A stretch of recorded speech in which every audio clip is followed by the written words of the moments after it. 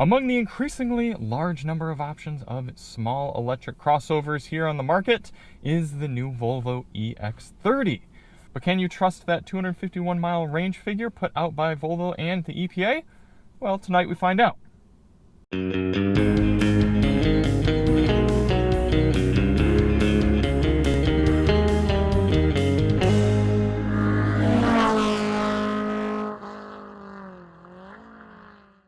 Hey everybody, it's Charlie from DM Moto, and today we've got the real-world highway fuel economy and range test on the 2025 Volvo EX30 Performance Dual Motor. In this test, we're going to head out on the highway and do 50 miles out and 50 miles out, averaging 70 miles per hour to get a realistic range figure for this subcompact crossover. Before we get started, let's hop out and take a look at it.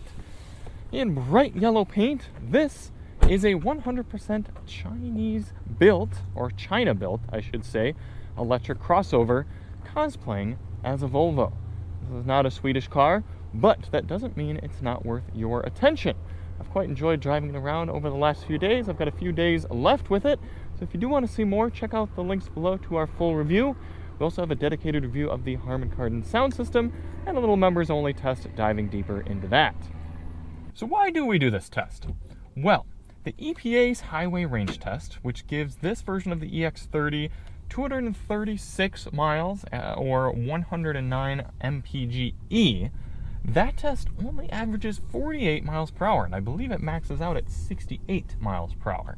We know there are plenty of people who live around fast highways and would like to know what sort of numbers you can realistically expect here in the real world traveling at steady state speeds.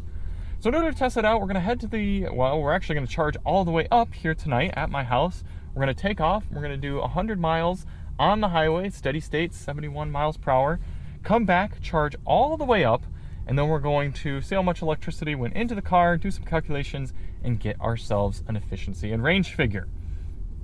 Now, a few other things to note for the test. Outside temperature is going to be about 70 degrees Fahrenheit, maybe just a little bit lower. We're right about sea level as well, which theoretically shouldn't matter much for an EV, although I suppose wind resistance is slightly different depending on elevation. Our tire pressures have been set to their door placard 45 psi cold, and we're going to run the climate control at 72 degrees auto. Typically we run at 73, but you go ahead, that's fine.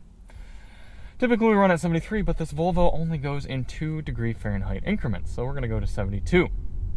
Now we're going to head out and do the test at night, so traffic isn't an issue here in Southern California. So with that, let's head to the start of the test. Here we are, we've got the EX30 all charged up, still in the driveway, saying 196 miles with a full state of charge. We're going to reset our trip computer and our GPS. Let's get our climate control running and we will be ready to begin. It's not always the same at what duration into my loan with the vehicle that I'm doing the fuel economy test. In the case of this EX30, it's just a few days after I got it, so I really haven't spent much time in the vehicle yet. So I'm not 100% sure if there are drive modes. I'll have to check as we get rolling here.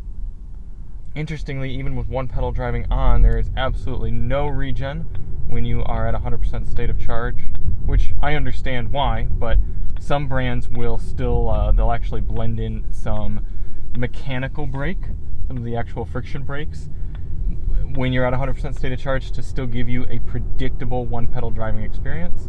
Not happening here in the EX30. But the goal of this test isn't to hypermile. We're not trying to get the best possible fuel economy for this car, but rather a realistic figure. So in order to do that, we're getting up to highway speed here at a reasonable pace, and I'm going to set the cruise control to a GPS-indicated 71 miles per hour. That should allow us to average 70 over the whole test.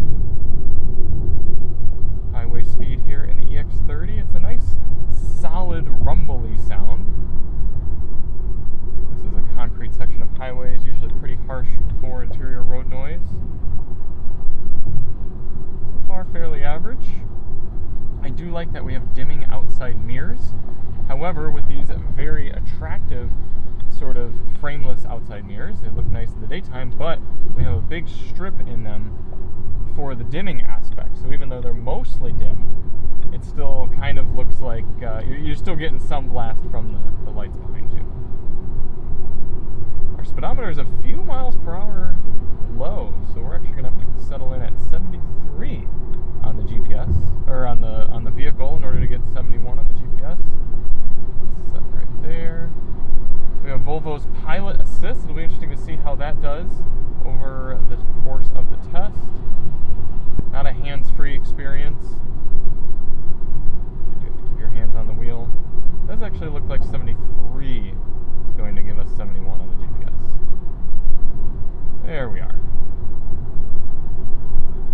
easy on the eye since there's no screen in front of us, just a screen off to the side and some ambient lighting.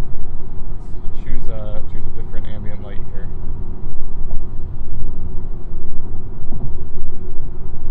That's kind of cool.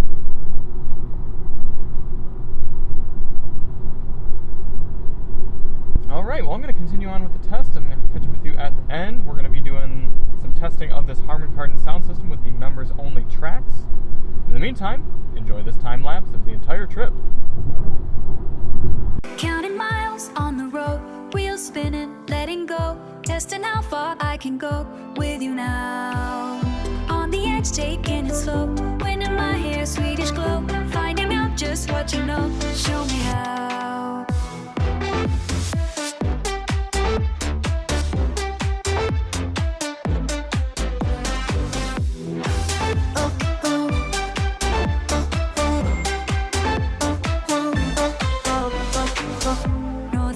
Sun of us clear and clean, turn the dial electric and green, passing forest, makes off to the side, checking numbers, joy we can't hide, turn up the display, see how it climbs, feeling the newness, leaving old times, inside a future where silence reigns, chasing tomorrow. Coming into the end of the highway range test here in the Volvo EX30. This is a fine place to be on the highway. There's a nice solidness to the driving and the feel using the vehicle. However, the software does feel 85% baked. The pilot assist is not as refined and as smoothly operating as some of the other semi-autonomous driving functionalities on the market here today. You have to put a significant amount of effort into the wheel to let it know that you are indeed having your hands on the wheel, and that it feels like a system from maybe 5 years ago, 5 to 7 years ago, as opposed to something cutting edge. Seat comfort's good. I suppose the seat of the pants index is all that right lane hog is going to be able to settle with, since we don't have any sort of tachometer to do the tach shot. Seats seem to be nicely supportive, good amount of adjustability to them as well with this wool blend. Sound system's solid.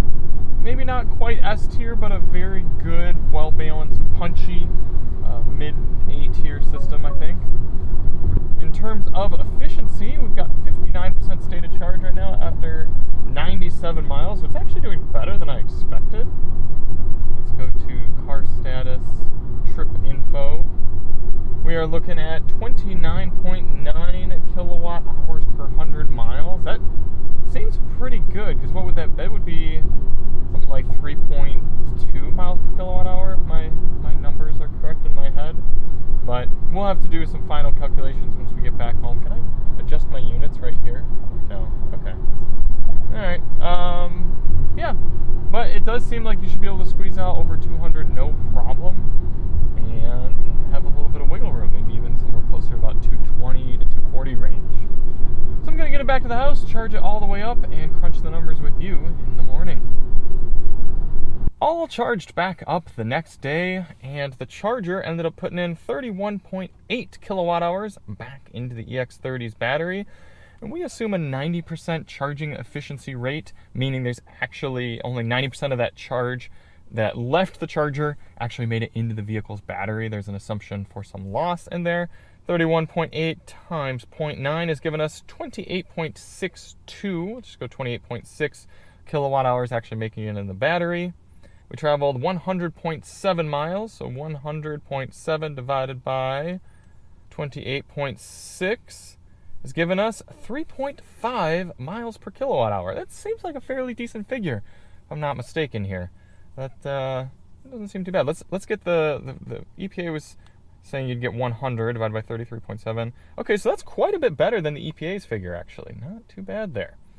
3.5 miles per kilowatt hour times that 64 usable kilowatt hours in the battery packs, giving you an estimated range of 220 miles here in the Volvo EX30. And that is lining up with what we saw based on how the battery was clicking down according to its percentages as we drove on the highway last night. And when we got back in the car this morning with a full charge, it said 216 miles, according to the guessometer on the car, at 100%. The car told us that we averaged 29.7 kilowatt hours per 100 miles when we got back. It's been a little while since I've converted there, but wouldn't that be 227, 1 divided by 2.97, let's give it, and then move it over, rounding up to 4. So 3.4 miles per kilowatt hour according to the car, 3.5 according to our calculation. So definitely somewhere right in that figure. So a little bit less than that 236 figure given to us from the EPA, but should still comfortably be able to get over 200 miles of range depending on conditions. Now, admittedly, our test is in fairly ideal conditions, so if you're dealing with cold or going any faster than 70, you're going to see lower range figures for sure. But thank you all so much for watching. If you do want to see more on the Volvo EX30, check the link below for our full review or dedicated Harman Kardon breakdown, and we'll see you on the next one. I'm Charlie from Daily Motor, and as always, drive on.